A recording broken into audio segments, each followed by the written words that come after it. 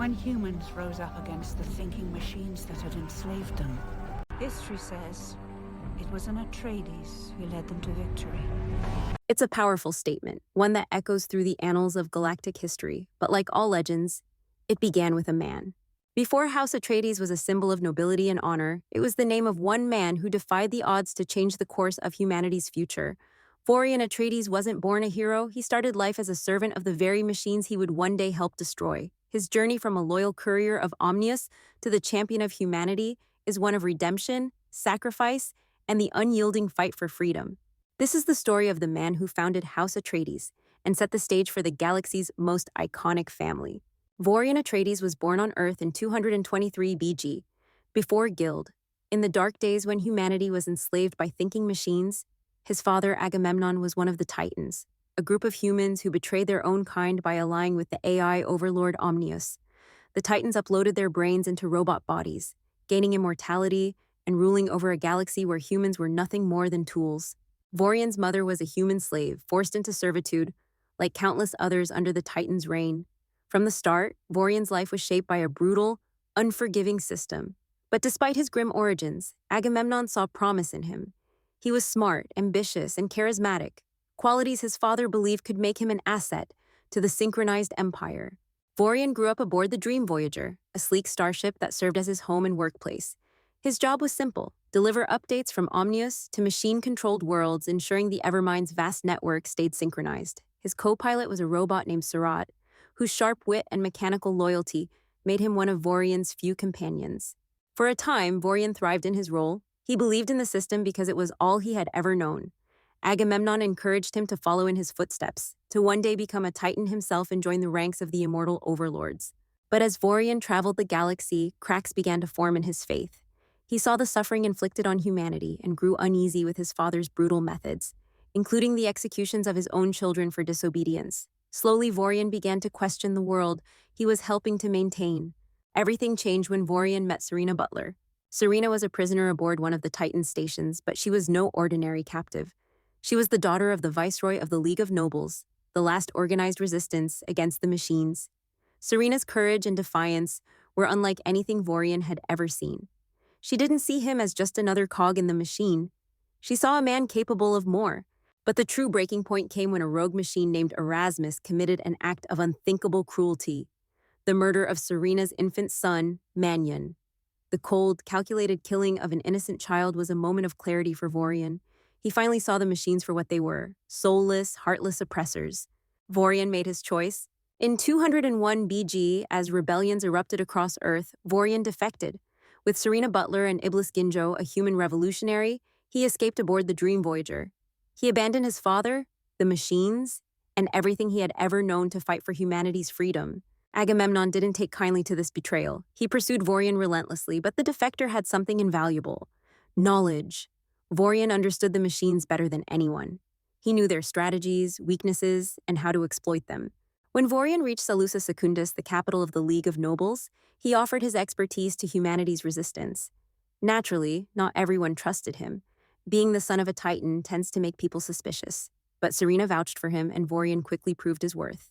Over time, Vorian rose through the ranks of the League's military. He partnered with Xavier Harkonnen, a disciplined and methodical commander. Together, they became the faces of humanity's fight against the machines. Their early victories, like the Battle of Belategus in 198 BG, showed that the machines weren't invincible. Vorian's deep understanding of machine logic allowed him to outthink his enemies, while Xavier's strategies ensured their victories had lasting impact. By 200 BG, Vorian had been appointed Supreme Bashar of the Army of Humanity. His leadership during the Battle of Earth was his crowning achievement. This wasn't just a fight for humanity's homeworld. It was a turning point in the war. Though Earth was devastated in the process, the victory proved humanity could defeat their oppressors. Vorian's legacy wasn't without controversy, and no moment in his life was more divisive than what happened during the Battle of Corrin. This was it, the final confrontation of the Butlerian Jihad, the moment humanity had been fighting for. The last remnants of the thinking machines had retreated to their stronghold on Corrin, their defeat tantalizingly close.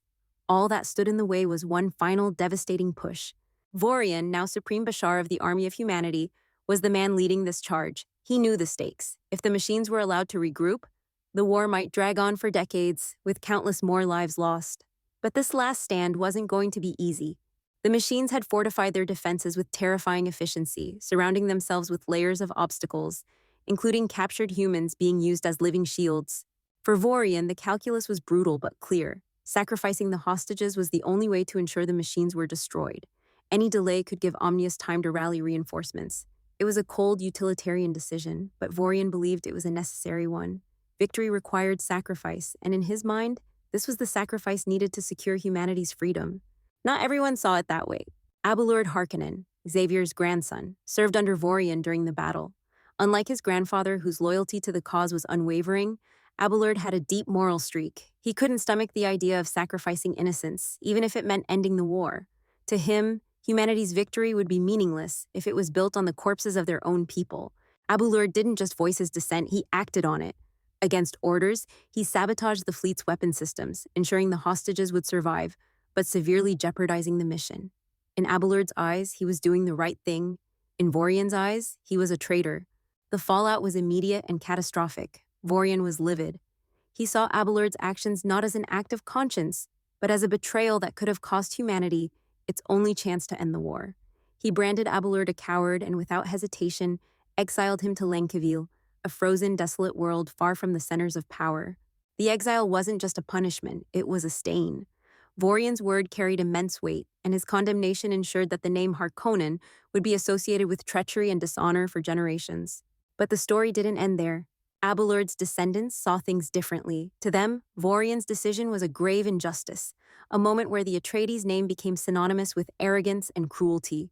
They believed their ancestor had been a hero, standing up for the very humanity Vorian claimed to fight for.